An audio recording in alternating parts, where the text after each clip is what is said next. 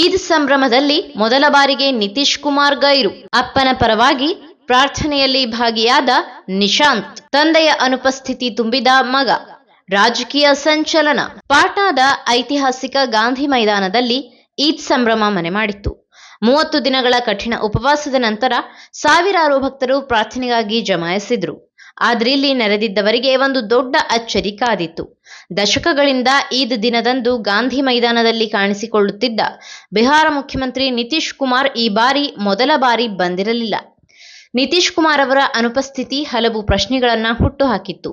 ಈ ಬೆನ್ನಲ್ಲೇ ಅವರ ಪುತ್ರ ನಿಶಾಂತ್ ಕುಮಾರ್ ಮೈದಾನಕ್ಕೆ ಪ್ರವೇಶಿಸಿದ್ದು ಎಲ್ಲರ ಗಮನ ಸೆಳೆಯಿತು.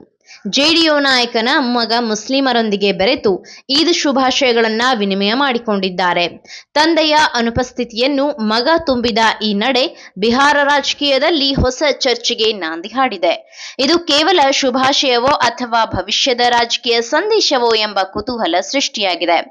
ಈದ್ ಸಂಭ್ರಮದ ನಡುವೆಯೇ ಗಾಂಧಿ ಮೈದಾನದಲ್ಲಿ ಪ್ರಸಕ್ತ ವಿದ್ಯಮಾನಗಳ ಬಗ್ಗೆ ಗಂಭೀರ ಚರ್ಚೆ ನಡೆಸಲಾಗಿದೆಯಂತೆ. ಈದ್ ಪ್ರಾರ್ಥನೆ ಮುಗಿಯುತ್ತಿದ್ದಂತೆ ಇಸ್ರೇಲ್, ಅಮೆರಿಕ ಮತ್ತು ಇರಾನ್ ನಡುವಿನ ಉದ್ವಿಗ್ನತೆಯ ಬಗ್ಗೆ ಮಾತುಕತೆ ಶುರುವಾಗಿದೆ. ಈ ಯುದ್ಧವು ಜಾಗತಿಕ ಶಾಂತಿಗೆ ಧಕ್ಕೆ ತರುತ್ತಿದೆ ಎಂದು ಕಳವಳ ವ್ಯಕ್ತಪಡಿಸಿದ್ದು, ಶೀಘ್ರವೇ ಶಾಂತಿ ಸ್ಥಾಪನೆಯಾಗಲಿ ಎಂದು ಸಾಮೂಹಿಕ ಪ್ರಾರ್ಥನೆ ಸಲ್ಲಿಸಲಾಗಿದೆ.